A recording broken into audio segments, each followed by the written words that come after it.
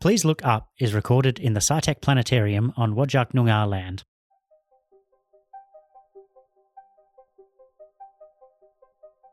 Good evening, everybody, and welcome back to another episode of Please Look Up, the monthly podcast produced by SciTech, where we take you through a tour of the night sky as seen from Perth. In this episode, we'll be covering all the exciting space news happening during May. We're here in the SciTech Planetarium on Noongar Budja, and I'm joined by Damon, a professional planetarium presenter here at SciTech.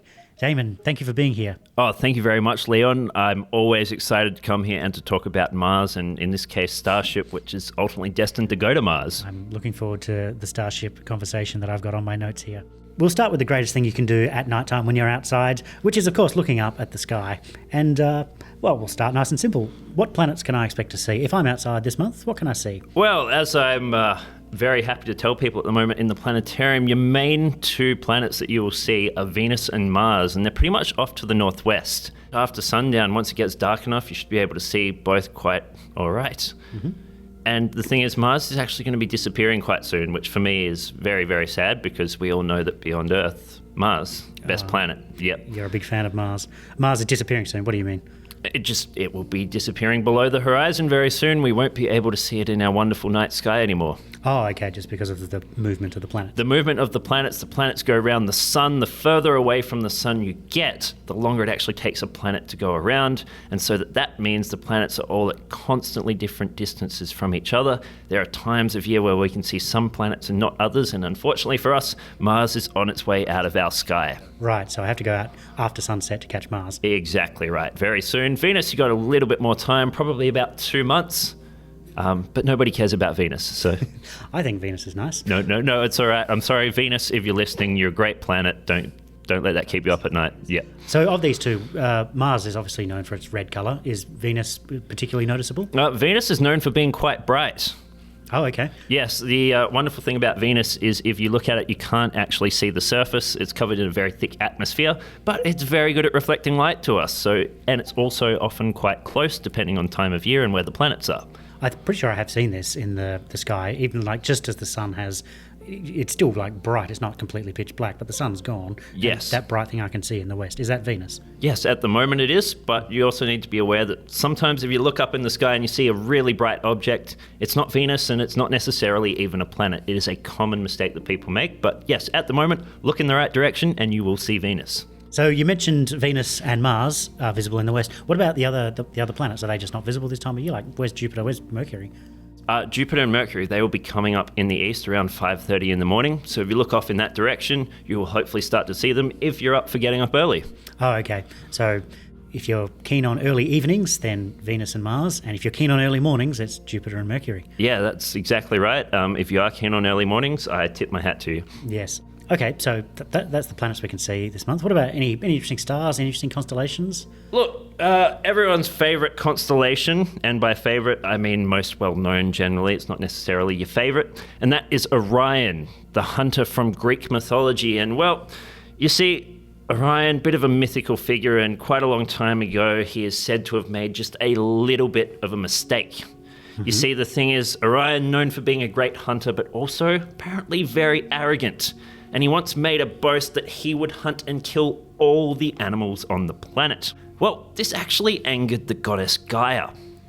Not very impressed by Orion's boastfulness, and she actually decided, all right, in that case, I am going to send a massive scorpion to hunt and to kill Orion. And so now we have Scorpius coming up above the horizon this time of year. So Orion, he's making his dash away to try to get away from the scorpion coming after him. Right. See, I've been watching Orion move lower and lower in the west for like the past couple of months, just after sunset. Yep. So where does that mean the Scorpion is then? That means the Scorpion is going to be coming up in the east.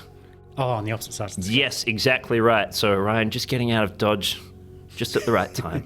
Okay. Oh, and so I see as Orion sets on one side, the Scorpion rises in the other. Yes, he's trembling in his boots, the Scorpion's starting to appear, and there he goes. Right, and how do I identify the Scorpion? What is there a nice easy way of spotting it? Well, so Scorpius is really very much in the shape of a hook.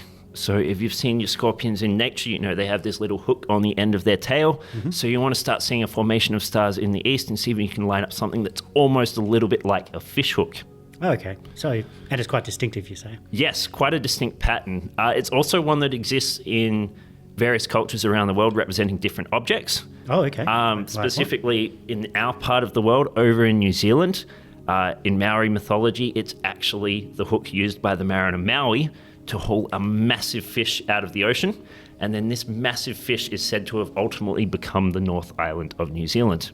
Wow, there you go. So the same pattern of stars is Yes, same pattern of stars interpreted very differently in different parts of the world. Is this the pattern they show in, is it Moana? Moana.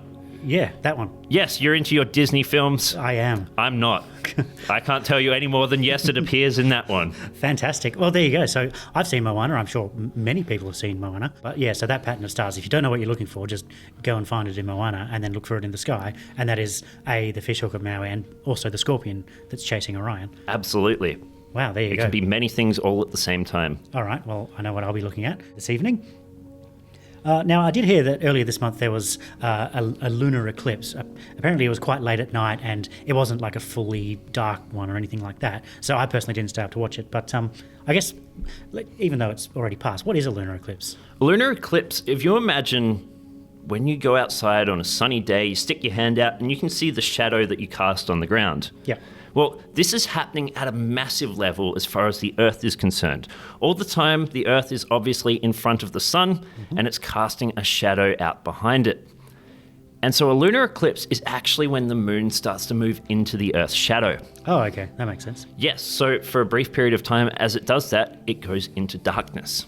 Oh, and that happened earlier this month? It did indeed. It's something you can actually observe, once again, if you want to stay up late. Right.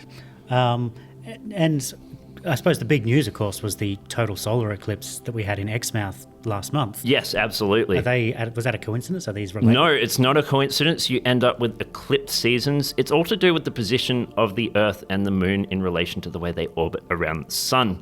So the moon every so often crosses what we call the ecliptic, which is the plane of Earth's orbit around the sun. Gotcha. And this happens roughly every 6 months, 2 times a year effectively. And we've just gone through one of those periods, and that's the perfect time for the moon to move in front of the sun during the daytime and into the Earth's shadow during the nighttime. Oh, I see. So as the moon goes on its roughly 1 month orbit. Yes. So you're saying that a couple of weeks ago it passed in front of the sun to give us the solar eclipse. Yep. And then 2 weeks later it's gone around and it's passing the ecliptic. It's directly behind the Earth then. Right. Oh, and that's why so that's called an eclipse season, is it? Yeah, pretty much. So if you imagine a string of 3 celestial bodies, 3 giant spheres suspended in space. So when the solar eclipse happens, you have 3 in a line and the moon is between the Earth and the sun. And then when your lunar eclipse happens, you have 3 in a line, but it's the Earth that's in the middle. I see what you mean. All right, Damon, we've spoken about the planets in the night sky, the constellations, the lunar eclipse. I want to get down to the real reason that you're here, which is I heard there's some big news in the world of space. Just a little bit, Leon. We are talking about the biggest rocket ever launched, the most powerful rocket ever launched, the recent test flight of Space X Starship. The Space X Starship. It's been all over my Twitter feed. As it should be. Yeah. It's one of the most momentous occasions of the 21st century so far, if you truly understand the gravity of this event. This is the vehicle that is ultimately meant to take human beings to an entire another planetary system. Now, that's all like nice and aspirational, and I'm sure a lot of people are keen on that, but for the vast majority of people, they saw a rocket get off the ground and then explode several minutes later. So how are we to understand that and then take positives from that this might one day be the spaceship that takes us to Mars? Let's pick apart this launch. What happened? Okay, so first of all, to give a little bit of context to everyone listening, this rocket, when we say it's the biggest that's ever been launched in human history, stands at about 120 meters tall. That puts about 10 meters larger than the Saturn V. It's bigger than the moon rocket. It's bigger than the moon rocket. Now, this one is divided into 2 stages, which is actually quite a bit less than most rockets of this size before, usually 3 or more stages. Yeah, I think the Saturn V had 4 stages. It depends how technical you want to get.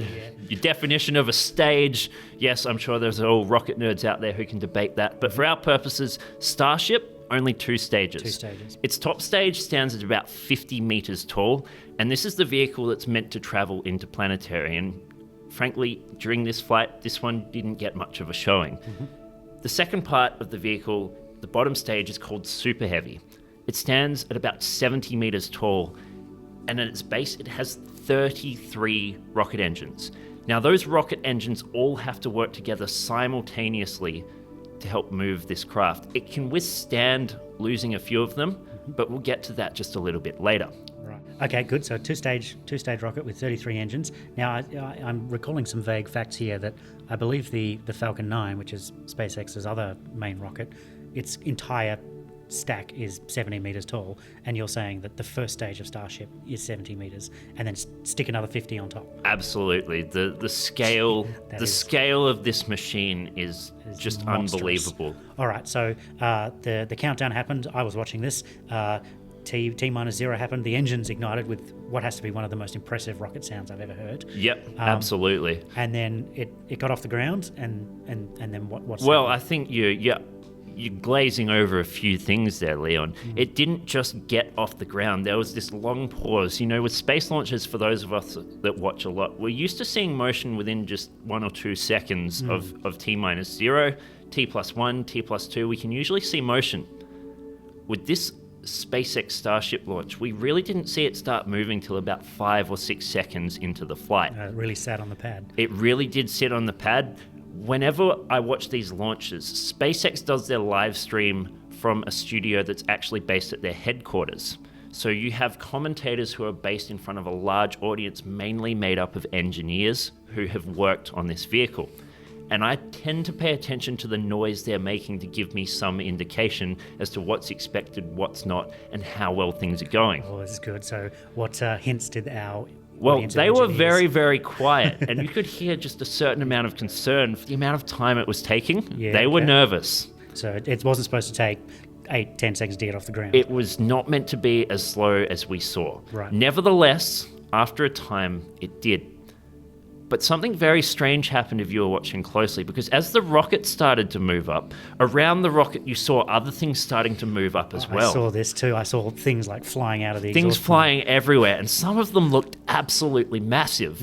And that the way they were moving through the air, the sort of stream they left behind them, indicated that they were pretty heavy.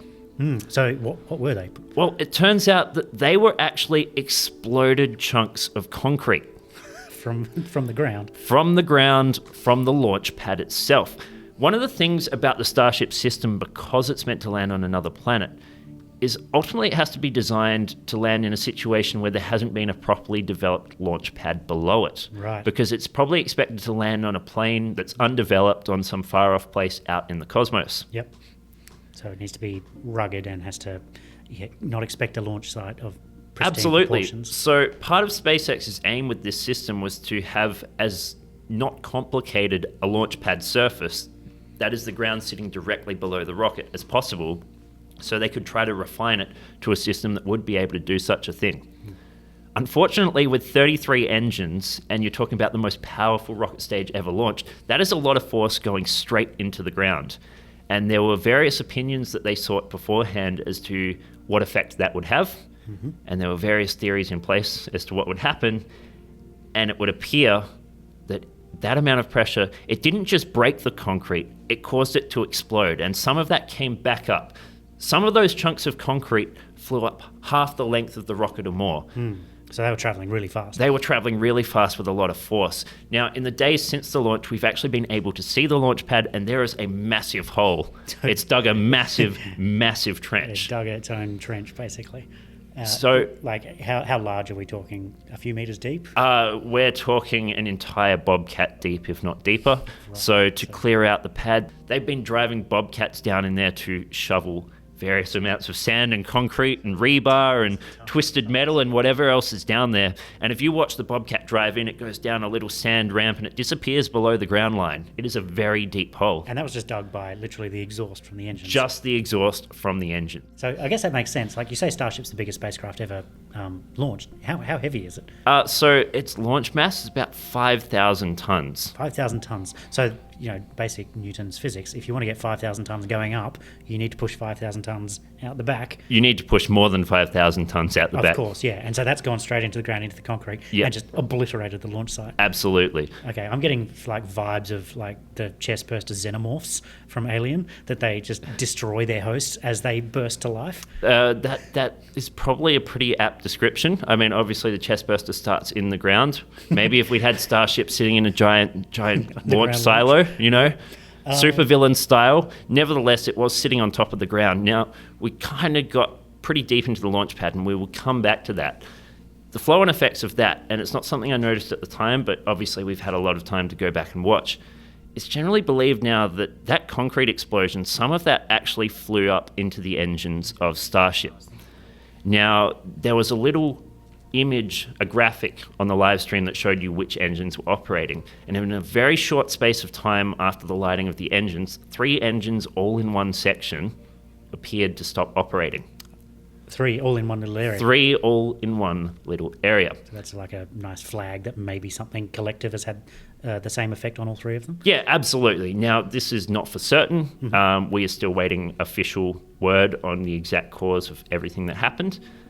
But even though Starship is designed to be able to absorb a few engines failing and still launch regardless, the problem with that situation is you had 3 engines in one spot.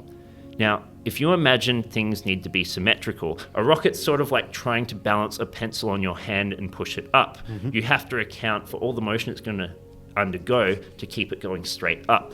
Now, the way rockets do this is they actually swivel the direction of their engines. So if it starts to move one way, they can swivel the exhaust another way to counteract that motion.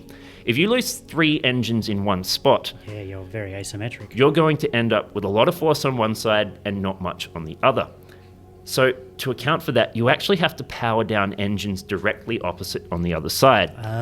So they've lost 3 engines that aren't working, but some engines on the other side have to throttle down, so their overall amount of power that they can put out is reduced. Right. And when it comes to rocket launches, I know your margins for tolerance of thrust are so small that turning off essentially 4 or 5 or even 6 engines now is going to be quite devastating to the launch. Very small indeed. You have certain areas, certain heights, certain altitudes, certain angles, certain velocities that you need to hit at the right time to ultimately end up in the right spot.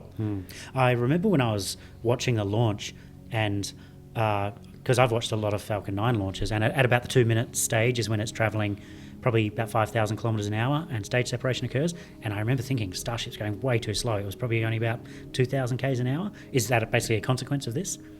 We think so at this point. It just was, so if we follow the launch further, we get past the launch tower, these engines aren't there, but it's going up. Mm-hmm.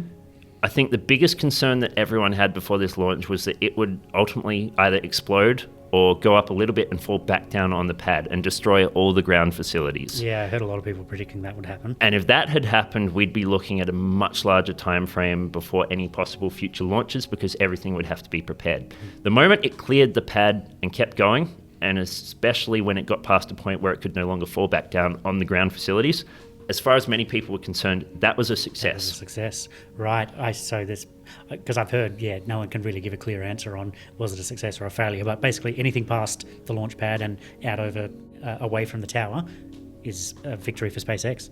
Out over the Gulf of Mexico, yep. So it kept going up, and I'm going to be honest, I wasn't paying attention to the numbers on the screen. I was watching the vehicle like a hawk. Mm-hmm. And from that perspective, it was looking relatively good, from the sense that you could see every now and then you got some different burn patterns from the engines, so clearly they weren't working perfectly, but nevertheless it still managed to maintain its flight through that. It didn't explode, it was staying on target, things looked really good, but yes, it was not up to speed. And unfortunately it meant that when it got to a certain point where, at least during the predicted timeline of the flight, it would start separating, it wasn't at the altitude or the velocity required. Right. Now, when this happened, there's a lot of us who like to play very simplistic space video games, and there are many people who are sitting there watching, well, and especially after the fact, could you not just automatically separate the 2 stages, light the second one regardless? Yes, it's not high enough, it's not going fast enough. It's easy enough if you're a little green man. Yes, it's easy enough if you're a little Kerbal in Kerbal Space Program or things like that. Unfortunately, in the real world, things are a little bit more complicated again.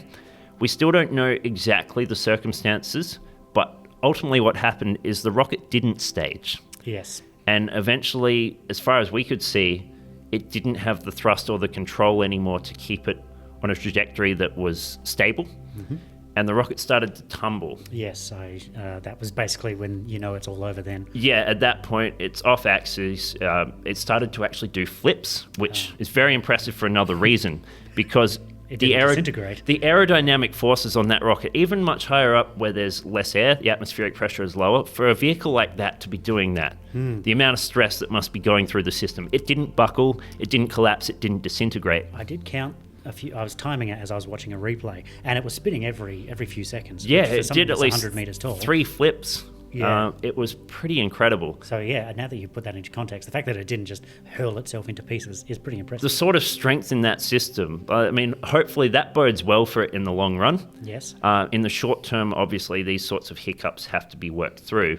Ultimately, the end of the flight came from the flight termination system. Mm-hmm. A system is set up to destroy the rocket in the event that something goes wrong. Now, this is pretty common for all flights into space, including flights with human beings on board, because if you imagine a fully fueled rocket, especially one big like this, it's extremely unlikely that it will go off course into a populated area, but the chances of it happening are not zero. Yep. And so these systems are there to prevent that. Even something like the space shuttle, if it goes one way, it goes out over the ocean. If it goes one way, very quickly, it is over a populated area and it could do a lot of damage. So it's always something that is present on spacecraft. It's something you hope you don't have to use, but in this case, it was something that was used, and that ultimately destroyed the vehicle, albeit with about a 40-second delay, which is another thing that will have to be investigated, because 40 seconds is enough time for, if it got seriously off course, to go do some major damage to a populated area. Yeah, right. So there's someone sitting there in the control room with their finger on the button, just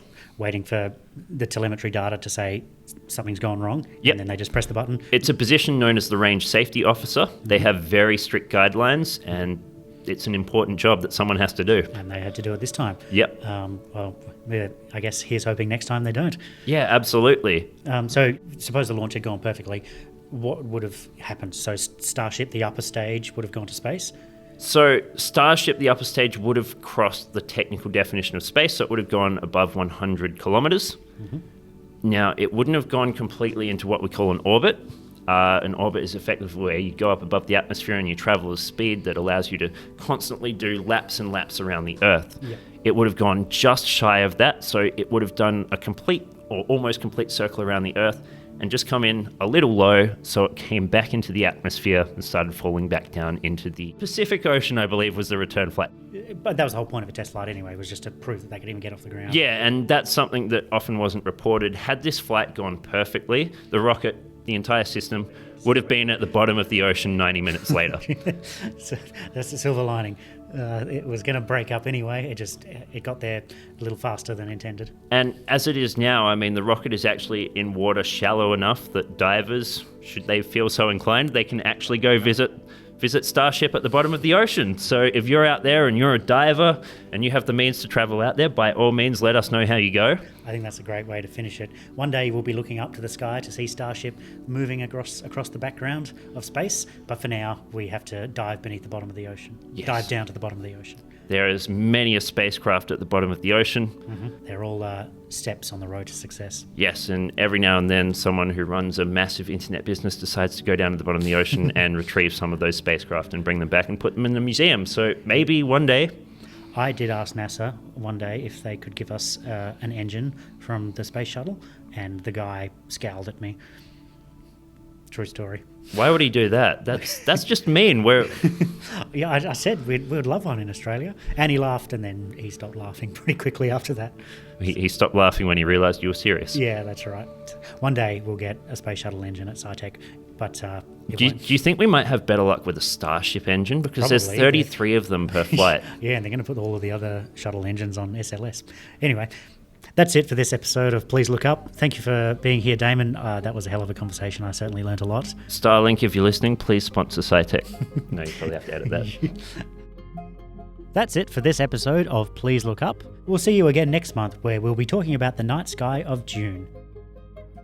If you want to hear more interesting space news, check out the website particle.scitech.org.au for more information.